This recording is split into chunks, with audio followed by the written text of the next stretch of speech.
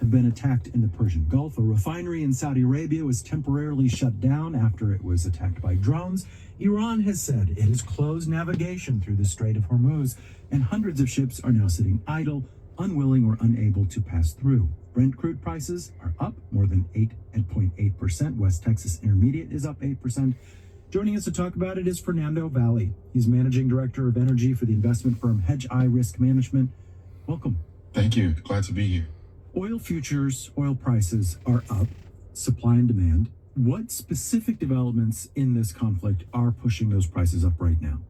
I think there are a few aspects here. One, obviously, is the disruption, the immediate disruption that you're seeing.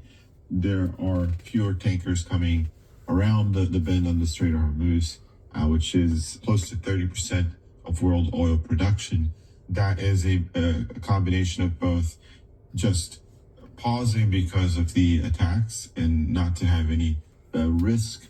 But then there's also the issues of insurance and several insurance companies canceling insurance for ships transiting in the Strait of Hormuz. And that kind of disruption would force the oil market to consider some form of rerouting.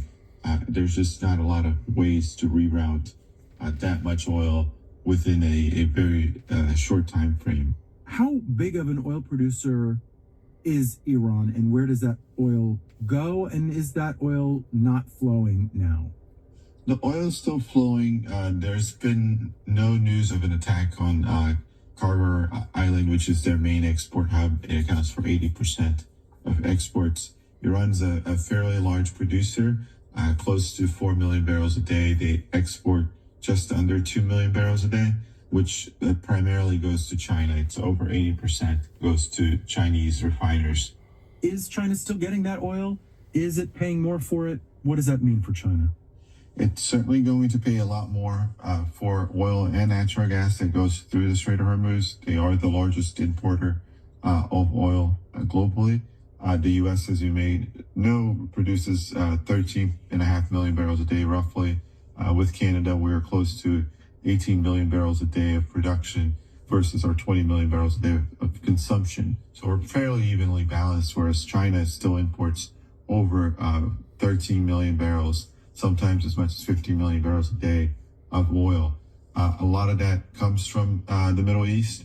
Iran can account for over 10% of those volumes. Iran, because of the sanctions, was selling at a much lower price. China is now going to have to find a different supplier, potentially, or at a significantly higher cost than it was paying Iran. So the potential inflation shocks to China could be very significant the longer this lasts. And how about us? How about in the U.S.? I mean, is this something that could trickle down to pump prices? It almost certainly will. We have a more transparent mechanism to move oil prices into pump prices than China would. So it almost certainly will. If the conflict does not escalate from here and Iran doesn't have the strength to retaliate, then it's possible that we'll get prices to come down. Also worth mentioning, the U.S. has a lot of capacity to grow production at these higher prices. It doesn't have that capacity at $60 oil, but at 75, it certainly can, and that will alleviate some of the impacts on the pump for American consumers. There is a lot of slack in the global oil market in the sense that OPEC could pump more, we could pump more. Does that kind of mitigate the medium-term potential consequences of this conflict? Less so for OPEC, because most of OPEC's production growth would come through the Strait of Hormuz. So it doesn't necessarily help you to produce more in that region specifically. The U.S. does have the capacity to grow production, and in fairly short order, enough to alleviate, combined with strategic petroleum reserves, not just in the U.S., but in China as well. That can help put a cap on short-term oil prices. Fernando Valley is Managing Director of Energy for investment firm Hedgeye Risk Management. Thank you so much. Grand Rising. Happy Monday morning. I'm here at the Tesla supercharging station near my house, charging up my Tesla. And as you know, we are in a major conflict with Iran. We are in major conflict with Iran. It had to be done. Trump had to do it. My opinion of what Trump did was a good job. A good job on Trump's part. A good job. This should have been done a long time ago against toxic Iran, who has plagued the whole world with this terrorism. Iran has killed terminated Ayatollah Khamenei, I hope I'm saying his name right, has killed 30,000 of his own people. But to go back to talk radio, I'm always enjoying talk radio when I'm on my errands and all that, is that the oil prices are already going through the roof. They're going through the roof because the Straits of Hormuz, where all the other Middle East countries are, that divides Iran from the other Middle East countries, the biggest oil producers are right in that area. And due to this super conflict, the Strait of Hormuz has been shut down because of Iran retaliating. So oil prices are going to go way up, people. For the next 4 weeks, they said it'll take, U.S. is saying it'll take 4 weeks. They're saying before this is probably over with. But the reality is nobody knows. They don't know. Nobody knows. That's what they're speculating.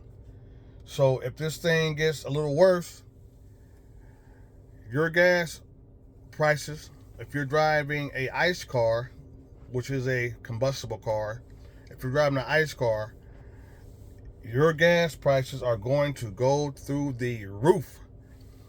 And I kind of forecast this stuff happening with oil. Oil has always gone up very high during war. This is why, one of the reasons why I bought a EV. I don't have to worry about that nonsense. To charge my car is very, very cheap. Very cheap to charge my Tesla up, especially if I charge it up before 9 a.m. It's very, very, very, very, very cheap. So, with this continuing conflict going on with toxic Iran, me, myself, I have served in the military. I served my time. I served during 2 wars. The Gulf Wars. I was in both those wars. I was in Desert Storm and Desert Shield, deployed for 9 months. So I know how those military folks feel. I know how they feel. So we're gonna pray for them. We've already lost three comrades, 3 soldiers. Praying for their family and all that.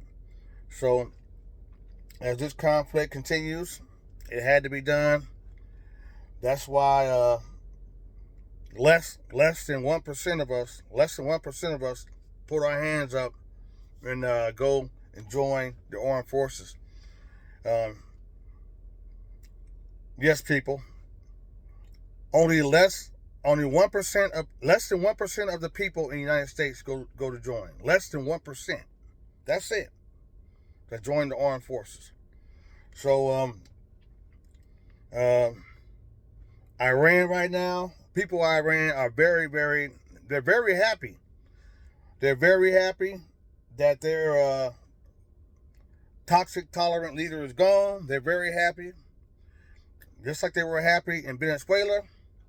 So it needed to be done. It had to be done. It is what it is.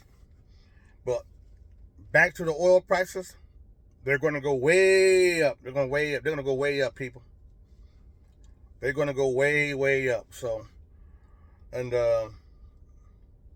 so forth. So, y'all have a nice Monday. Drink some tea, ground, and find your chi. And stay informed. Y'all have a nice day.